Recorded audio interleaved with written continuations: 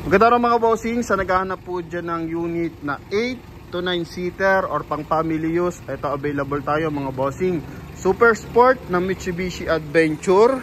Ikutan lang natin ang bahagya. Naka-rally art mags yan mga bossing. Pakita natin mamaya. Ito yung Super Sports mga bossing. Is yung ma-spare tire sa likuran. Ano, so madalang yung ganyang unit mga bossing. Ito yung pinaka high end. Okay, so ito yung kanyang second row. Yan mga boss, naka 2 din na. Ang ganda dito mga bossing, naka leather. Ito aftermarket na leather, tapos naka leather pa rin yung ilalim oh. Yan oh. 'Di ba? Ito. Ganto yung pinakailalim mga boss, ang kisig. Okay? Then cooling system, tingnan mo naman. Nagtutumig sa lamig ng aircon.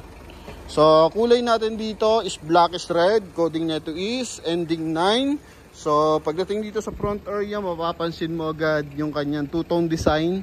So meron siyang wrap around bumper connected sa cladding, sa wheel arch, sa running board hanggang sa likuran mga boss. Then naka-smoke lens yung kanyang headlight.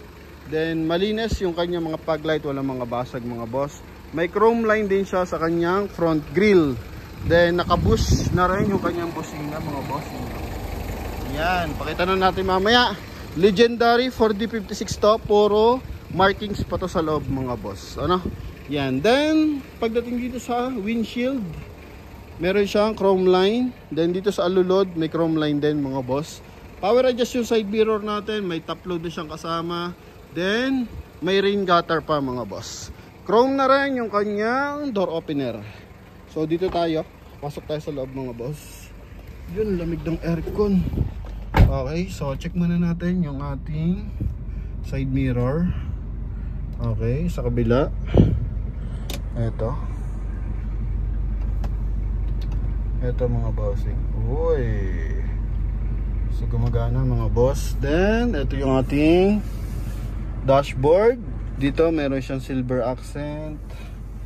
Dito naman bosina. Okay, so dito lang punit lang kanyang leather. Ito mga boss, puro buo yung ilalim mga boss, no? Kaya nilagyan na siguro ng steering wheel cover. Okay, then mileage 120, 526. Naka 2 din, yan. Kita nyo naman. So Bluetooth connected na yan. Then chrome yung kanya door opener, ceiling niya mga boss, kulay gray. Then ito yung kanyang leather mga boss. Yan o. Maayos pa, tanggalin gaya natin. Mamaya tanggalin natin doon sa kabilang side mga boss ha, para makita natin. Okay, check muna natin window. Yan, so likod. Yan mga boss. Okay, then dito. Yan, so responsive no. Ganda rin busina mga bossing. Solids. Meron din siyang rubber matting. Ito tanggalin natin. Kasi punit na eh. Yun oh. Dito buo pa mga boss. Binuhol ng bahagya mga boss. Okay. Hindi natin matanggal. Yun mga bossing. So maganda pa oh. Unat na unat pa yung leather nito. Ay! Kita yung foam kaya nilagyan pa ng isa pang cover mga boss. So sa mga kabili nito, pwede nyo lagyan ng aftermarket na seat cover o kaya leather cover mga boss. Okay? Ganda pa ng kanyang cambio. Oh, ha. Then yung kanyang pedal mga boss, yan maayos na rin oh. Oh, ha. Sa likod, ito. Then ito mga bossing, parang Innova yung style niya no. Pa-side yung upuan. So lahat dito nakaharap na. Yan. So sa kabilang side may naka-open din tayo doon na upuan. So pakita din natin yung leather niya. Then dito buo ang tail light, buo yung ating spare tire cover, Super Sport variant. So sa pagbubukas niyan, ganito yan. Okay?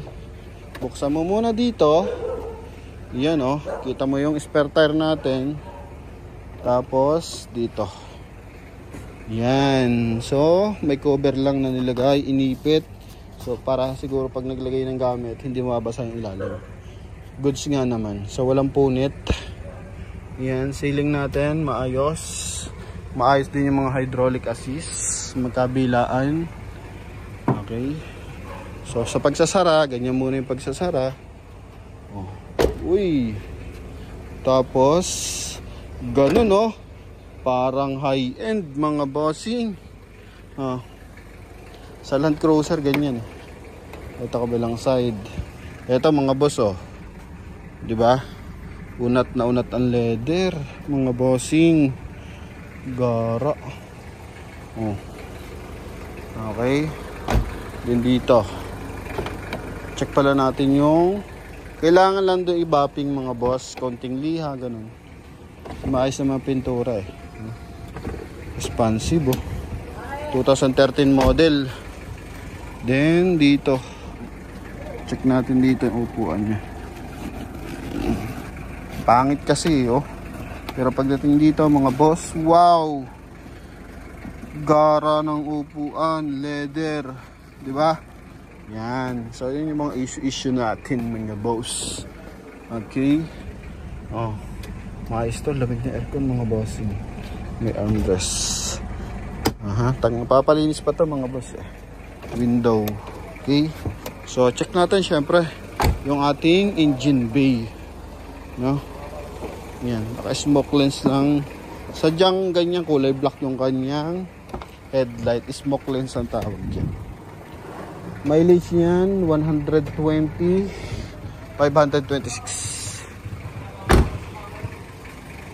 Ito yung ating engine bay. Dito may dent lang mga boss, ha. Yan, umaambon na. Tapusin na natin.